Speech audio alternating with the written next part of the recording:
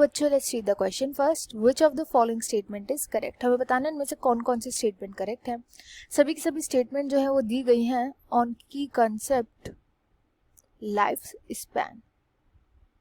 Life span पे दी गई हैं. सबसे पहले हम यहाँ पे ऑप्शंस को पढ़ते हैं.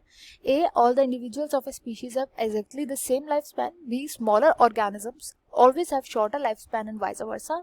C, lifespan of an organism is a time period from its birth to its natural death. Or D, no organism may have a lifespan of several hundred years.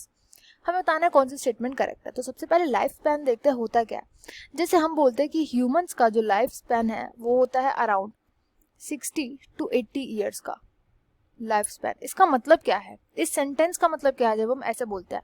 इसका बेसिक मतलब होता है कि बर्थ से लेकर के जो हमारी नेचुरल डेथ होती है, बर्थ से लेकर के नेचुरल डेथ, इसका जो टाइम पीरियड होता है. ये नहीं कि अगर किसी का सपोज एक्सीडेंट में किसी की डेथ हो गई, वो काउंट नहीं होता. नेचुरली जब हमारी डेथ होती है, नेचुरली वो टाइम पीरियड जो होता है, टाइम पीरियड इसको बोला जाता है, इस टाइम पीरियड को बोला जाता है लाइफ स्पैन. हर ऑर्गेनिज्म का एक लाइफ स्पैन होता है, कोई भी इमॉर्टल नहीं है इस अर्थ पर. तो बर्थ से लेकर के नेचुरल डेथ तक का जो टाइम पीरियड होता है उसको बोला जाता है लाइफ स्पैन. सबसे पहला ऑप्शन है, ये बोलता है कि स्पीशीज के जितने भी इंडिविजुअल होते हैं उन सबका सेम लाइफ स्पैन होता है. तो ये तो वैसे ही फॉल्स है.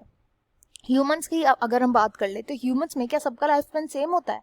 नहीं, सबका अलग अलग लाइफ स्पैन होता है. क्योंकि लाइफ स्पैन जो होता है, लाइफ स्पैन ये बहुत सारे फैक्टर्स पे डिपेंड करता है विद इन अ स्पीशीज. तो विद इन अ स्पीशीज के अंदर देखो एक्सटर्नल फैक्टर्स हो सकते हैं, कई सारे एनवायरनमेंट हो गया, एंड इंटरनल फैक्टर्स कि आप सपोज क्या खा रहे हो, कैसा फूड खा रहे हो, उस वजह से आपका life span comparative to other species के जो इंडिविजुअल हो सकते हैं उनसे कम भी हो सकता है, उनसे ज्यादा भी हो सकता है.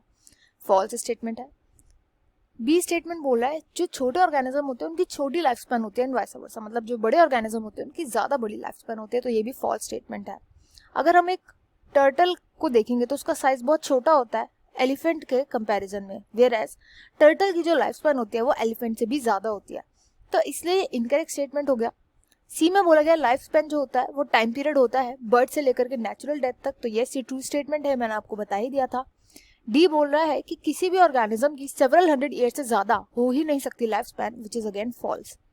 जैसे अगर आपने पीपल का पेड़ देखा होगा, पीपल के जो ट्री होते हैं वो कई कई सालों तक, सेवरल हंड्रेड ऑफ ईयर्स, उससे भी ज्यादा जो होते हैं जिंदा रहते हैं.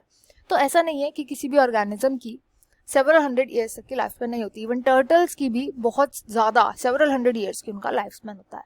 तो इस क्वेश्चन का राइट आंसर हो जाएगा option C, life span of an organism is time period from its birth to natural death. I hope you understood well. Best of luck and thank you.